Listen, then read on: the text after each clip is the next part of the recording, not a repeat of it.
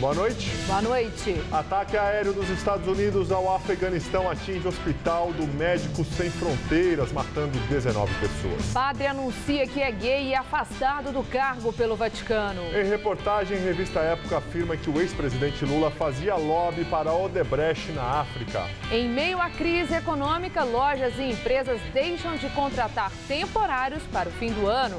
E aqui em São Paulo, as atrações e novidades da primeira virada animal.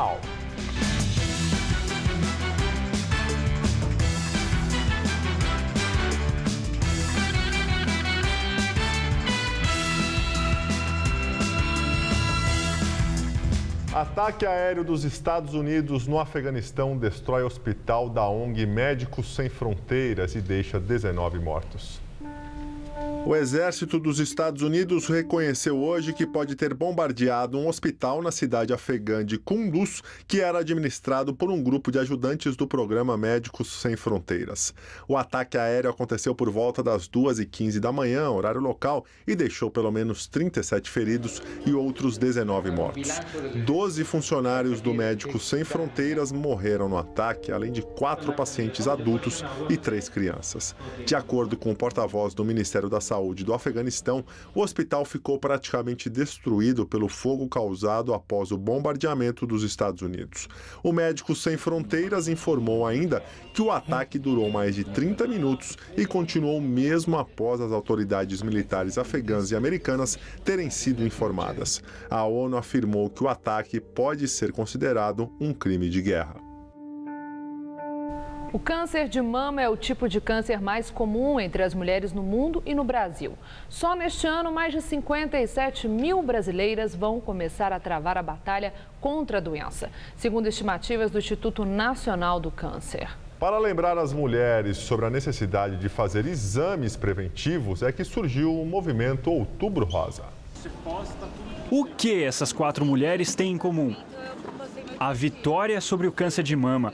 A Taluana é a única que ainda está em tratamento, mas já teve uma vantagem. Descobriu a doença logo no começo. Quanto mais cedo a mulher descobrir, sentir um carocinho, corre para investigar, porque isso é imprescindível para a cura e para o tratamento ser, vamos falar assim, menos agressivo. Eu sentia já um carocinho no meu seio esquerdo, mas eu achava que não era nada, porque dava uma dorzinha e eu sempre ouvia alguma coisa que, câncer não dói e tal, então eu falava, não é nada. Para unir mulheres na mesma situação, a Flávia criou um blog contando sobre o tratamento que teve e quebrando alguns mitos sobre o câncer de mama.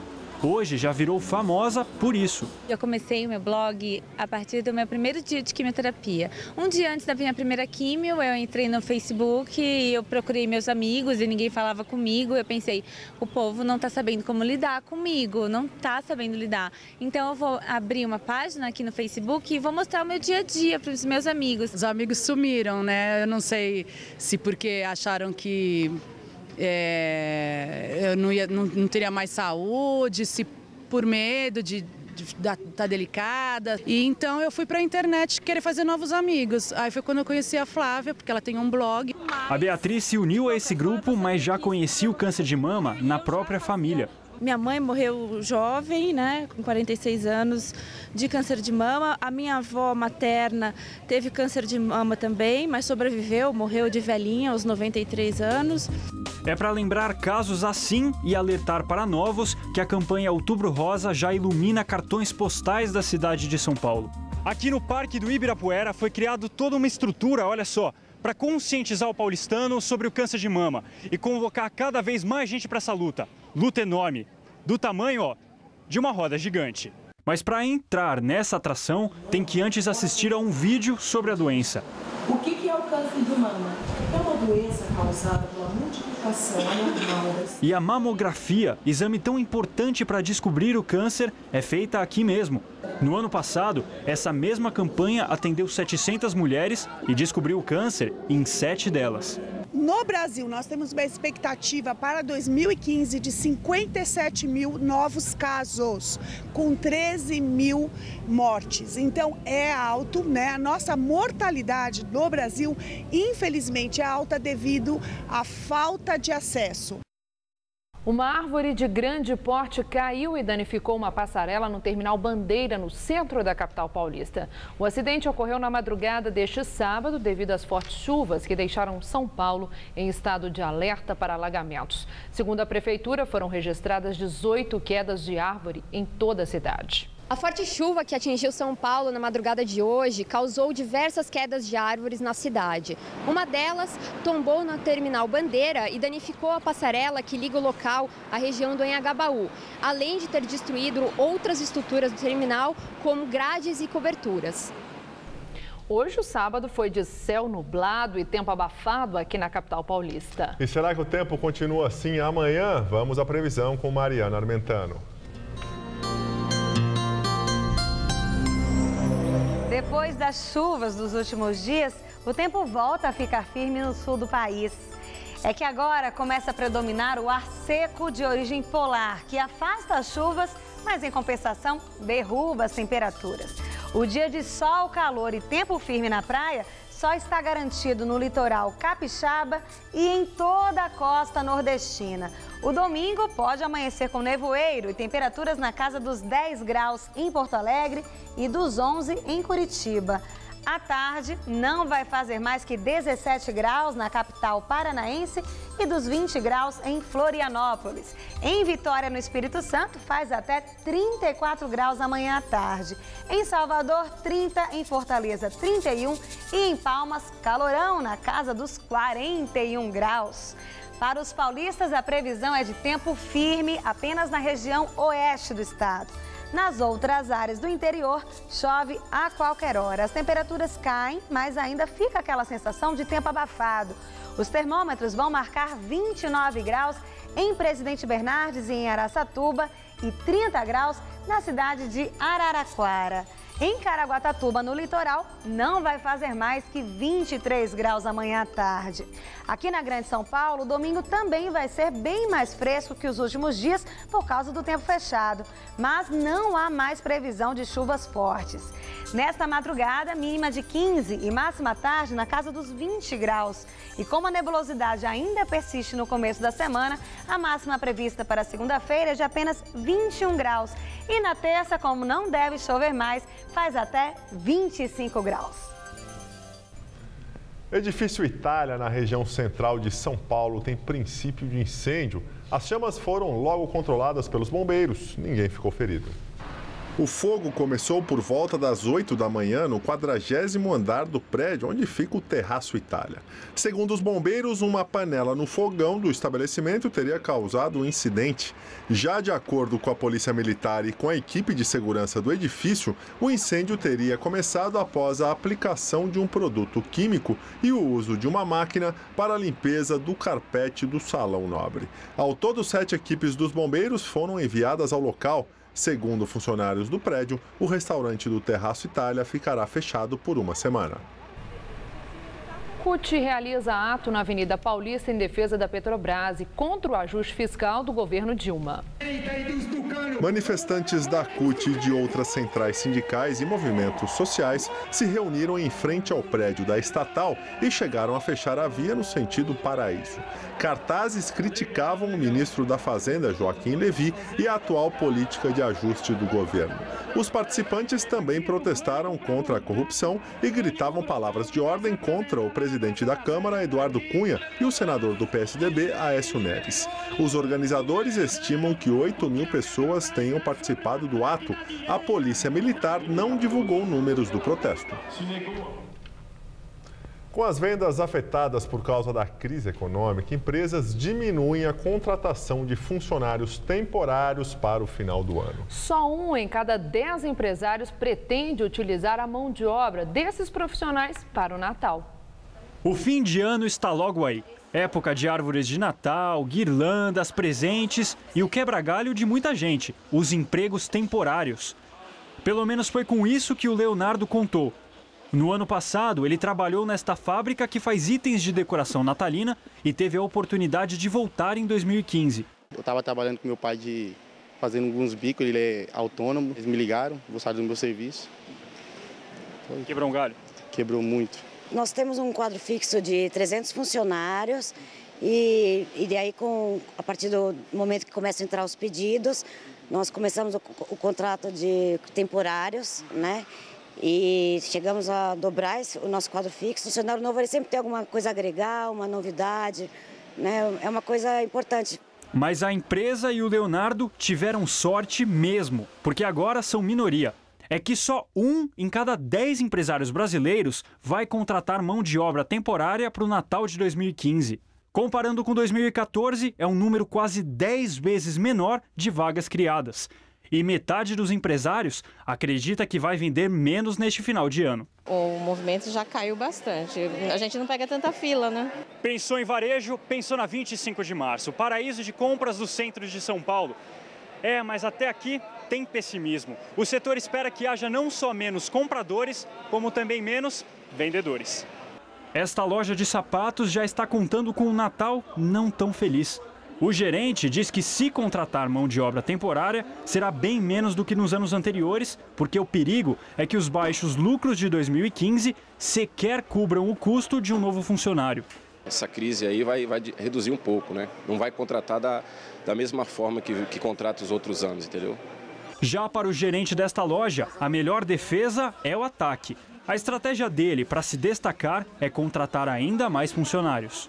Esse ano eu consegui, no caso, até contratar um número maior que o ano passado, uns 4 funcionários a mais. Eu quero, no caso, fazer um trabalho diferenciado no mercado, com a prestação de serviço na loja, não deixando faltar mercadoria e, claro, no atendimento ao cliente. E atenção, funcionário, essa é a sua chance de mostrar serviço e, quem sabe, ser efetivado. Foi o que aconteceu com o Denian. Eu entrei como temporário, comecei com uma função, como repositor. Aí me efetivaram, ficou mais complicado as coisas, estou trabalhando muito mais, mas tá bom. Controladoria Geral da União solicita ao juiz Sérgio Moro acesso irrestrito aos documentos e inquéritos da Operação Lava Jato. A CGU é o órgão responsável pelo combate à corrupção no governo federal. No pedido, o Ministério alega que quer usar os documentos em investigações internas. Entre os alvos das apurações da CGU estão os ex-diretores da Petrobras, Renato Duque, Jorge Zelada e Nestor Cerveró. Todos estão presos. Até julho, a Controladoria Geral da União investigava 58 funcionários e ex-funcionários da Petrobras suspeitos de terem participado de desvios em contratos da estatal. Atualmente, a CGU também investiga 29 empresas suspeitas de envolvimento no caso de corrupção da Petrobras.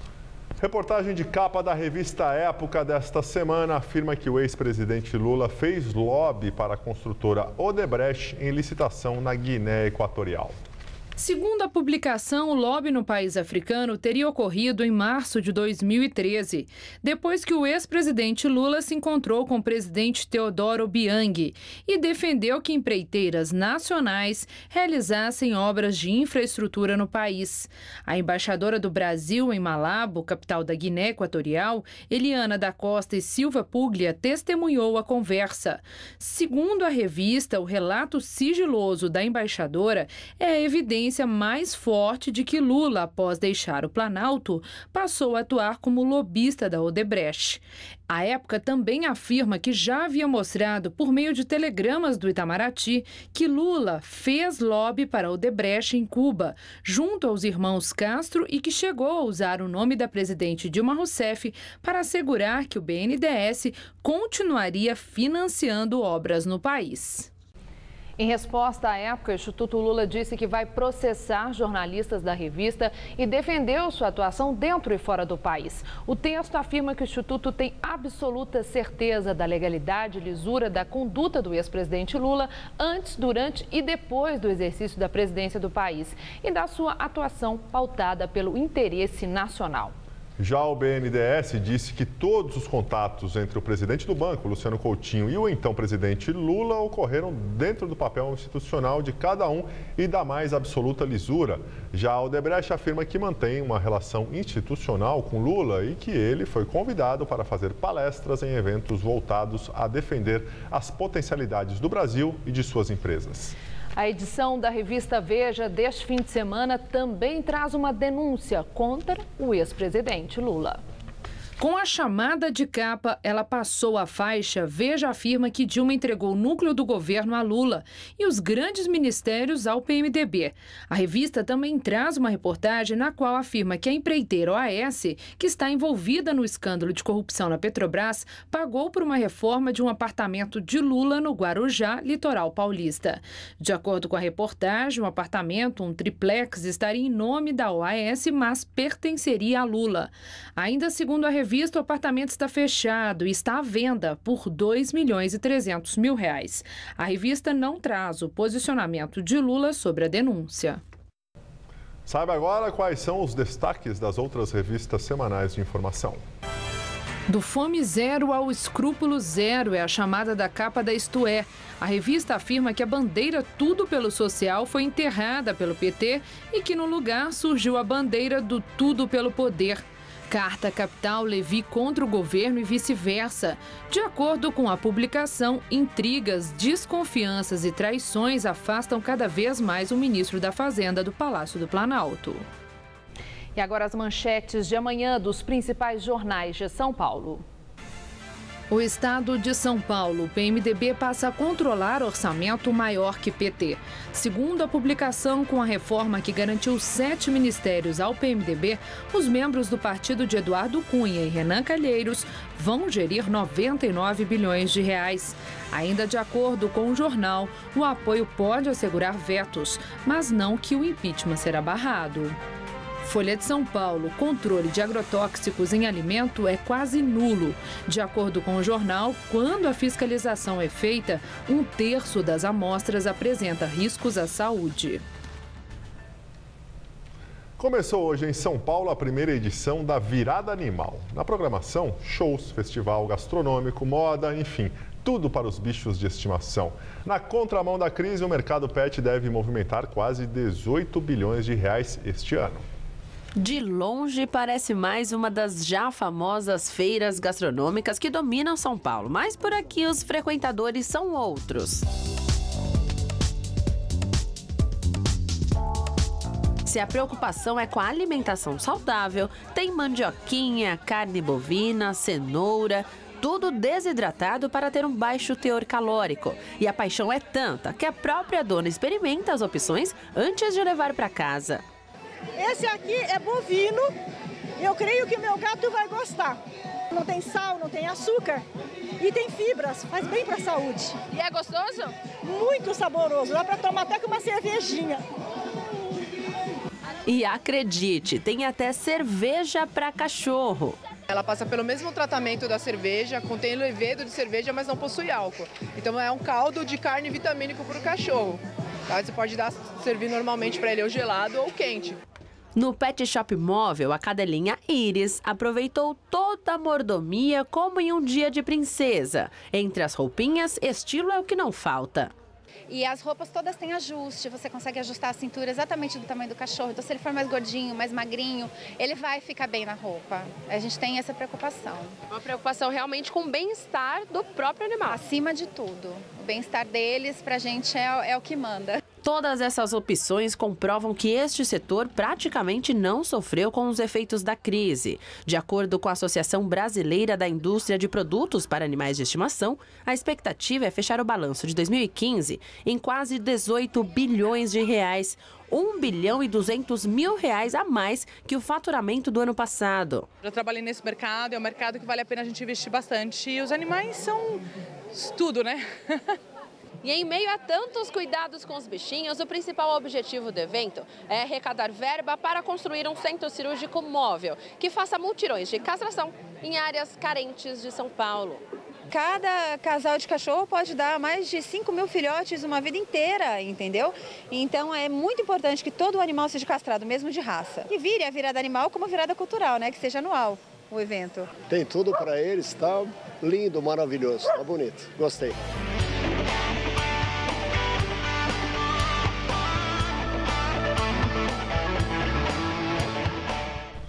Hoje a Virada Animal acontece até às 10 da noite. Amanhã vai das 10 da manhã às 10 da noite. O evento acontece na Avenida Professor Alceu Mainar de Araújo, na Granja Julieta, região de Santo Amaro. A entrada é gratuita. Padre polonês revela ser gay e afastado de suas funções no Vaticano. Christopher Charanza fez ainda um apelo para que a igreja deixe de condenar a homossexualidade. O anúncio público, que aconteceu um dia antes do início do Sínodo sobre a Família, foi considerado pela Santa Sé como sendo muito grave e irresponsável. No Vaticano, manifestantes saíram às ruas contra o casamento gay e a favor da família. O padre, que tem o título de Monsenhor, declarou à imprensa também que tem um companheiro e afirmou que a igreja ainda está muito atrasada em relação aos conhecimentos que a humanidade alcançou, ressaltando que não se pode esperar outros 50 anos para que se abram os olhos ante a questão do celibato. A homossexualidade é um dos temas mais polêmicos discutidos pelo Papa Francisco, que foi elogiado por buscar um enfoque mais compreensivo para o assunto. 2 pessoas ainda não identificadas são mortas a facadas na cidade velha de Jerusalém. Mais cedo, 10 palestinos ficaram feridos em ação do exército israelense. A operação, realizada desde ontem, busca os assassinos de um casal de colonos na Cisjordânia ocupada. Os militares dispararam balas de borracha quando vários palestinos começaram a jogar pedras para protestar contra a ação do exército. Desde a morte do casal, inúmeras ofensivas têm sido feitas por parte de Israel, deixando vários palestinos mortos. Polícia americana afirma que o atirador que abriu fogo em uma escola do Oregon esta semana se matou.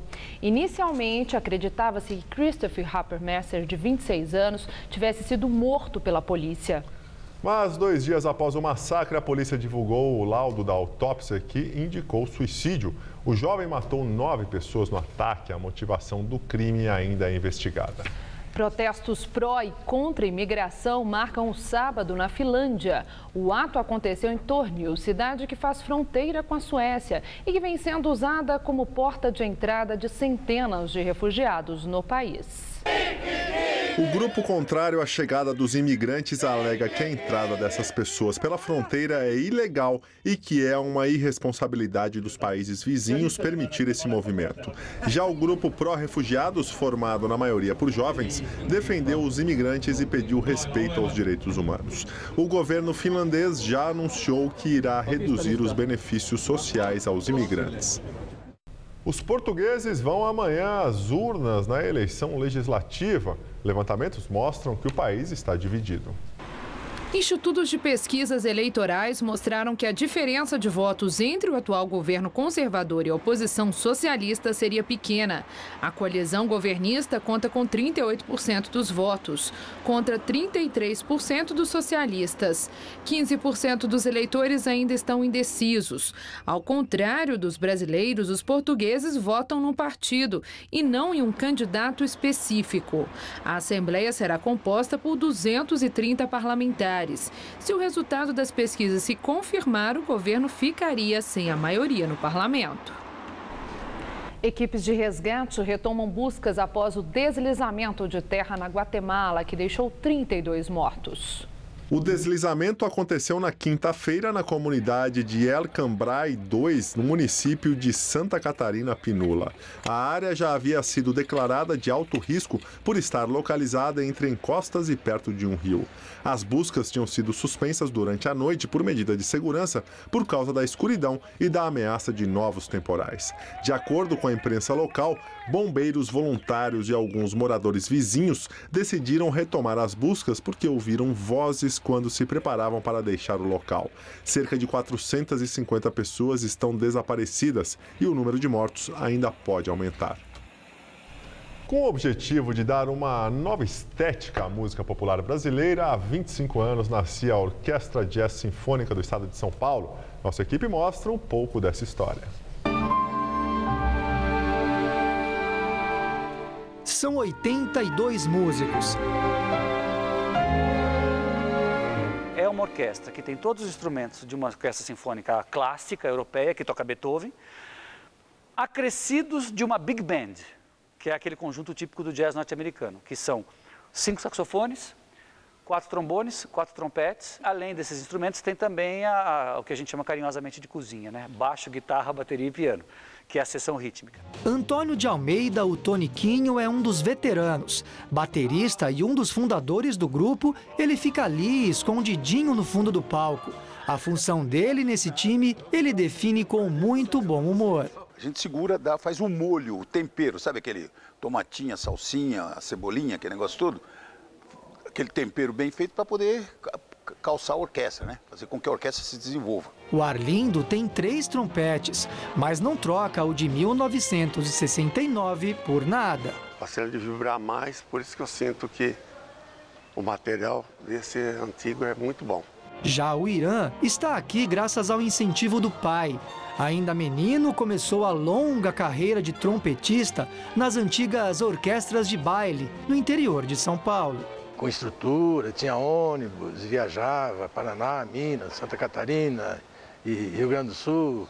Era uma longa batalha, a média de baile era 19, 20, 25 bailes por mês. A experiência dos veteranos é inspiração para os mais novos, como a Patrícia. É legal ver essa evolução deles que continuam tocando maravilhosamente bem, conseguem manter a forma no instrumento.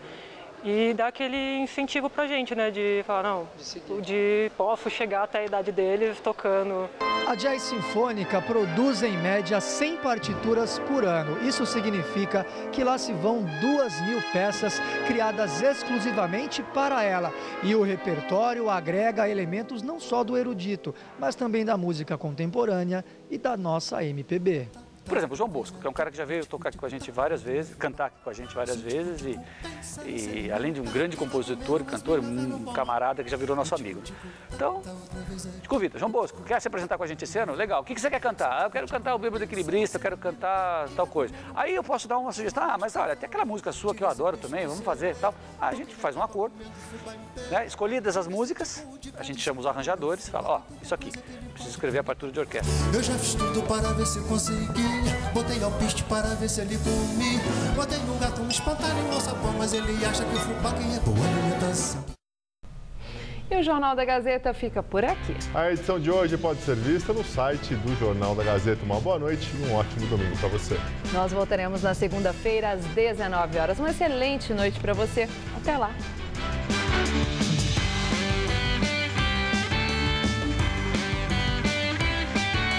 Neste domingo, 11h30 da noite, o Vem Comigo quebra tabus sobre a saúde sexual feminina. Assista agora, Gazeta Imóveis.